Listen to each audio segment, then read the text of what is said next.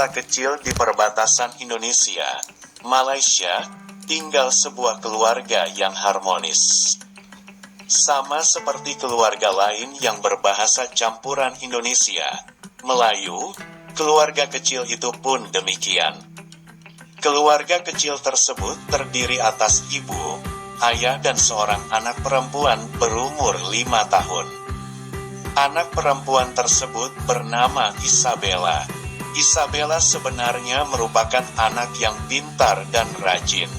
Ia duduk di bangku sekolah TK dan selalu menjadi leader di antara teman-temannya.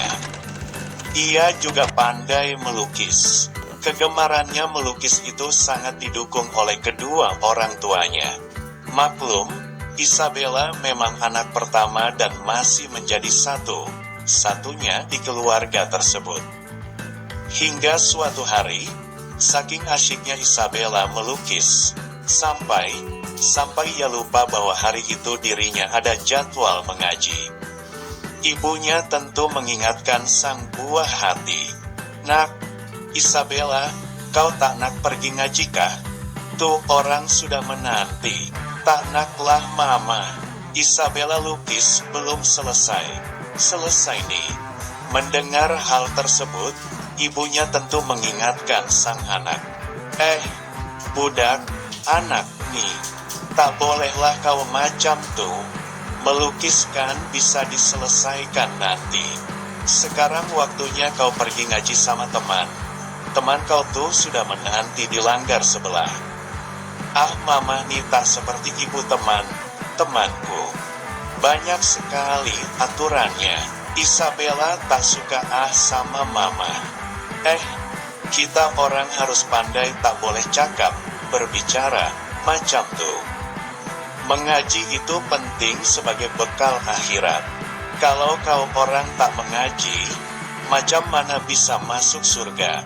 Katanya Isabella ingin masuk surga bukan? Kalau tak belajar mengaji, tak paham agama, macam mana bisa pandai?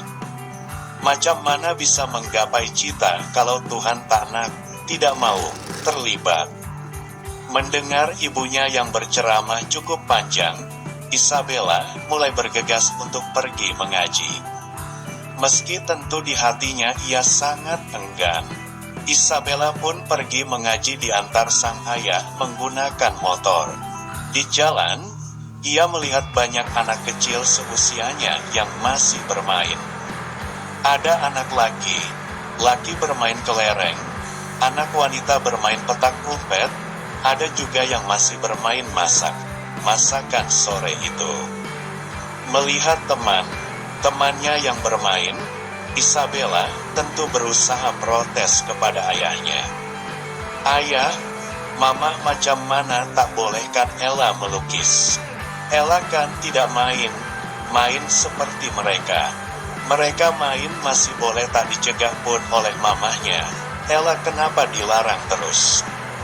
Mendengar curahan hati sang ayah menanggapi Isabella dengan cukup santai. "Nak, mama bukan tak bolehkan Isabella bermain. Tapi Isabella harus menunaikan kewajiban dulu untuk mengaji karena mengaji itu penting. Isabella tak selamanya jadi budak, tak selamanya juga hidup di dunia ini. Seperti kakek dan nenek yang sekarang tak bersama kita pun nanti kalau sudah tua mengalami yang sama. Kalau tak persiapkan bekal, kita tak punya apapun untuk dibawa pulang." "Memang kita akan pulang kemana, ayah?" tanya Isabella kepada ayahnya. "Pulang ke surga, pulang ke rumah abadi. Rumah kita bisa hancur, rumah tempat kita pulang nanti tidak bisa hancur." Keahlian apapun yang Ella punya, entah melukis, matematika, bahasa, atau apapun itu, kalau tidak bisa sholat dan mengaji akan percuma. Ayahnya melanjutkan, mengaji bisa membuat Isabella pandai, dan kalau Isabella ingin surga, mengaji bisa menjadi salah satu jembatannya. Budak-budak tuh punya keluarga yang berbeda dengan keluarga Ella. Budak-budak tuh pasti punya aturan yang berbeda juga dengan aturan keluarga Ella. Jadi Ella tak boleh membanding-bandingkan aturan orang tua Ella dengan aturan orang tua mereka. Sekalipun mama dan ayah tak pernah larang Isabella melakukan apapun yang Ella suka. Mama dan ayah pasti dukung Ella, hanya Ella harus disiplin dan tahu batasan waktunya. Ella paham.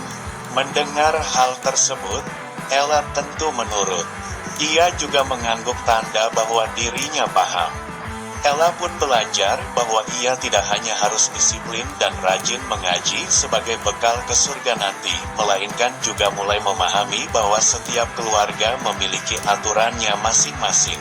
Begitu juga dengan keluarga Isabella, atau yang juga dipanggil Ella.